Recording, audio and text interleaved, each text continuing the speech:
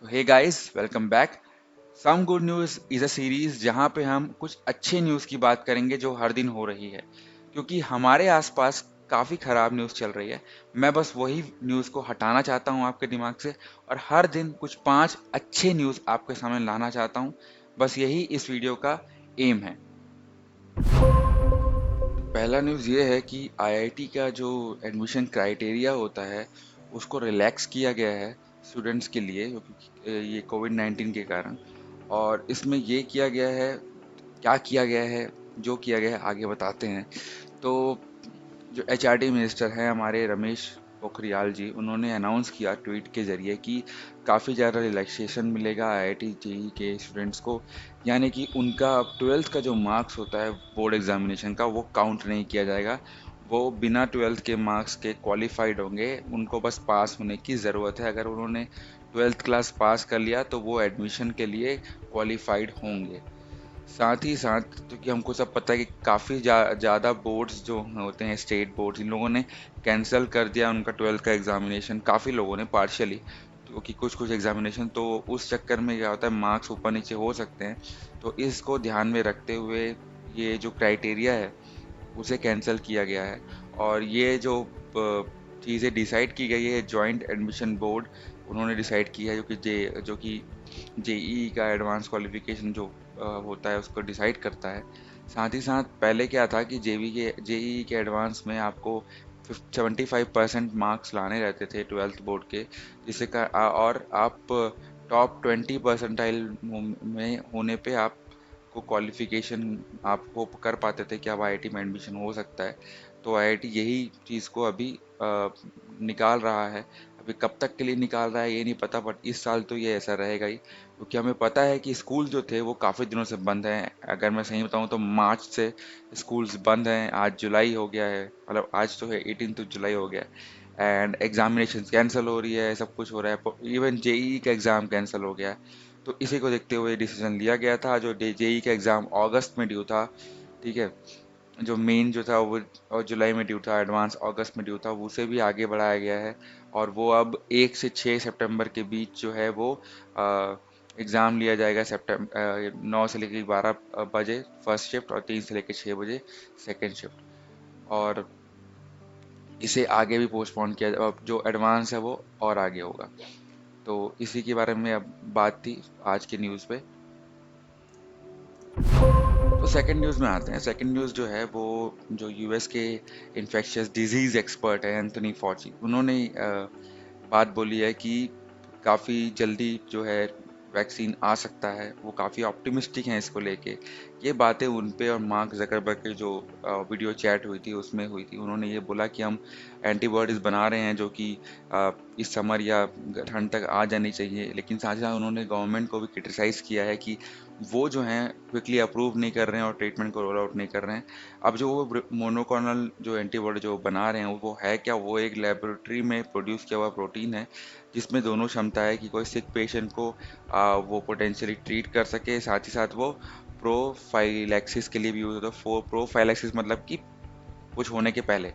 And फौजी जो उसके साथ साथ उन्होंने ये भी बोला है कि हम उनको क्या चाहिए, उनको ऐसा ड्रग चाहिए जो बहुत ही पहले ही अगर सिम्टोमेटिक पर्सन को दे दिया जाए तो वो प्रिवेंट कर सके उन पे डिजीज़ को फैलने से। क्योंकि एसिम्टोमेटिक में उतना ड्रग फैलता नहीं, बस सिम्टम्स होते हैं, सिम्टम्स भी नहीं, बस कोविड का वो ट्रेसेस होता है। और उन्होंने ये भी कहा है कि पूरी नेशन को, जो अमेरिका है उसको रिग्रुप करना चाहिए और एक टाइम आउट बनाना चाहिए कि नहीं अभी रुको, जो जो अर्जेंट काम है उसके लिए ही बाहर जाइए। क्योंकि उन्होंने इस बात पे हाईलाइट किया कि काफ़ी ज़्यादा स्टेट्स जो थे अमेरिका के, उन्होंने कोई भी गाइडलाइन फॉलो नहीं की और कई कई गाइडलाइन को छोड़ के डायरेक्टली सारी इकनॉमी रीओपन कर दी, जिसके कारण इतना ज़्यादा प्रॉब्लम यहाँ पे हुआ है। और इस बात पे जकरबर्ग ने भी कहा कि काफ़ी ज़्यादा दुखद बात है कि टेस्टिंग की क्रेडिबिलिटी नहीं है यहाँ पे और साइंटिस्टों को मान नहीं दिया जा रहा है गवर्नमेंट द्वारा। साथ ही साथ जो फेसबुक है, उन्होंने भी 2.5 मिलियन जो पोस्ट थे जो मास्क और कोविड के किट्स भेज रहे थे उसको भी रिमूव कर दिया है, क्योंकि वो टेस्टेड नहीं है। एंड पीपल जो है वो लोग जो है वो काफ़ी ज़्यादा भावुक होके ले लेते हैं कि चलो ठीक है, कम से कम टेस्ट कर लेंगे घर में, जो कि एक गलत चीज़ें हैं। और ये बात भी है कि जो युवा लोग हैं वो ज़्यादा वहाँ पे पॉजिटिव पाए जा रहे हैं, बिकॉज लॉकडाउन रिलैक्स होने के कारण जो चीज़ें होती हैं, तो ये फौजी ने बोला है कि उनकी रिस्पॉन्सिबिलिटी है कि इस मैटर को थोड़े ध्यान से लें, अदरवाइज ये रेसिपी फॉर डिजास्टर है, ऐसा उनका कहना था। तो आज का जो तीसरा न्यूज़ है वो टेक्नोलॉजी पे रहेगा। तो कंट्री की जो रिचेस्ट वुमेन है, वो है रोशनी नाडार मल्होत्रा। वो फ्राइडे को बनी, और ये पहली वुमेन है जिन्होंने एक इंडियन आईटी कंपनी को हेड करेंगी। वो चेयरपर्सन ऑफ एचसीएल टेक्नोलॉजीज को हेड करने वाली हैं। उनके फादर जो थे शिव नादार, उनसे इन्होंने ओवरटेक किया है। और ये एचसीएल के बोर्ड में 2013 पे आई थी, और वो वाइस पर्सन थी। और ये अब सीईओ बनेंगे एचसीएल कॉरपोरेशन के।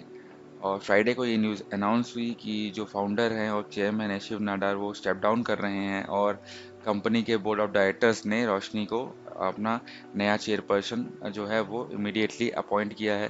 शिव नाडार जी हैं वो अभी भी managing director of the company रहेंगे, जिसमें वो चीफ स्ट्रेटेजिक ऑफिसर रहेंगे। ये बेसिकली सारी कंपनीज में होता है। एंड कंपनी के वेबसाइट के हिसाब से जो शिव नाडार जो जी हैं वो एचसीएल कॉरपोरेशन के जो चेयरमैन थे, वो उसका जो यूएसडी 9.9 बिलियन का उसका पूरा ग्रुप वो है, वो एचसीएल ग्रुप जो है वो HCL technologies, HCL info system and HCL health care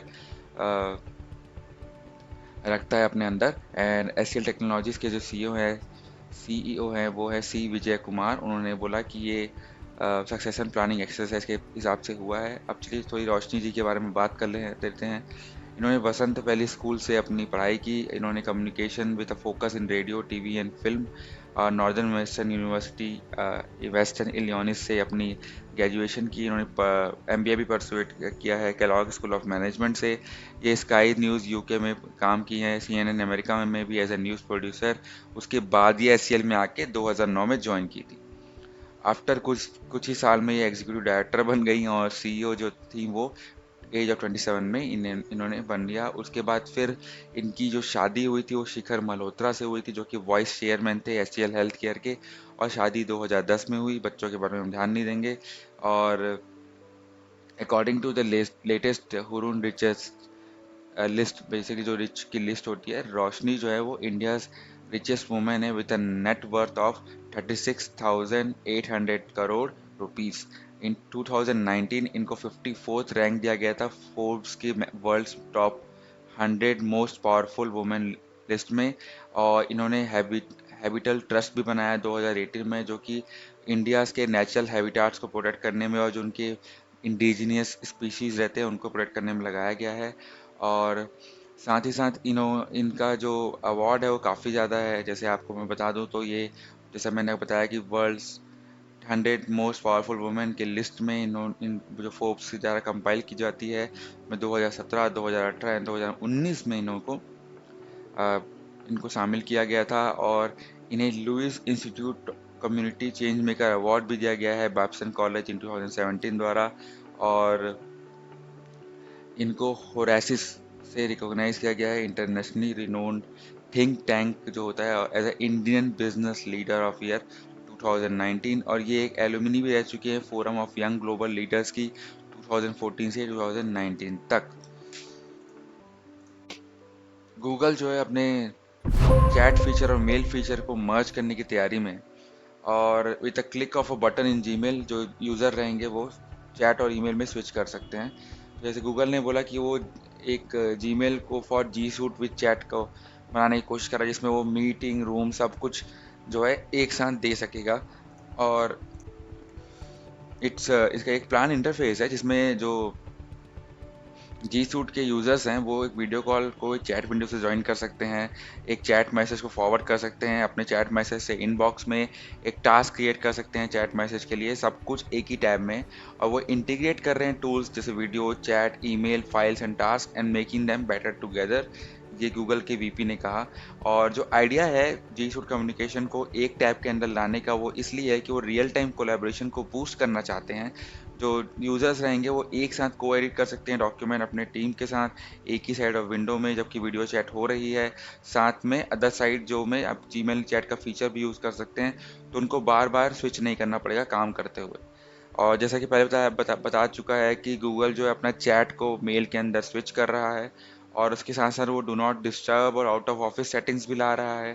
साथ में कंपनी ने शेयरिंग फाइल्स भी डाल चुकी है, और चैट रूम में टास्क भी कर चुका है कि हर ग्रुप जो है वो चैट और इम्पोर्टेंट डॉक्यूमेंट जो है वो एक्सेस कर सके। यूज़र्स जो है वो चैट रूम्स क्रिएट कर सकते हैं। बेसिकली आप कॉल पे हैं, आपको अगर दो लोगों से बात करनी है तो आप वो दो लोगों के लिए चैट रूम क्रिएट कर लीजिए, आप उसमें चले जाइए, मेन कॉल चलते रहेगा, आप वहाँ पर डिस्कस कर लीजिए और वापस आ जाइए।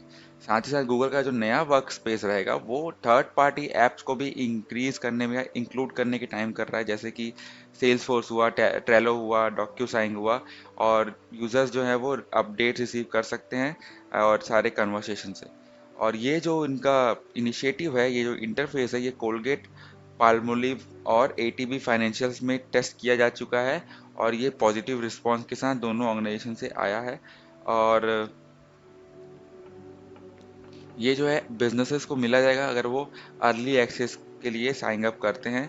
और गूगल ये भी प्लान कर रहा है कि ये यूज़र को इंडिविजुअल यूज़र्स के लिए लाने की, आप समझ गए होंगे बिजनेस मतलब कोई बड़ी कंपनी हुई जैसे कि आईटी कंपनीज हुई, और इंडिविजुअल यूज़र्स की जैसे हम लोग। तो ये था आज का चौथा न्यूज़। तो चलिए लास्ट न्यूज़ में कोविड-19 की डेवलपमेंट के बारे में हम बात कर लेते हैं। और आपको पता होगा कि थोड़ा आप जानकारी रखिए कि अगर आप गवर्नमेंट एम्प्लॉय या सर्विस में हैं तो ये सारी चीज़ें आएंगी और आप कुछ अच्छे से कंटेंट लिख सकते हैं, लेकिन मैं सिर्फ आपको कोई कंटेंट नहीं दूंगा, मैं आपको न्यूज़ दूंगा कि क्या क्या लेटेस्ट अपडेट्स हैं।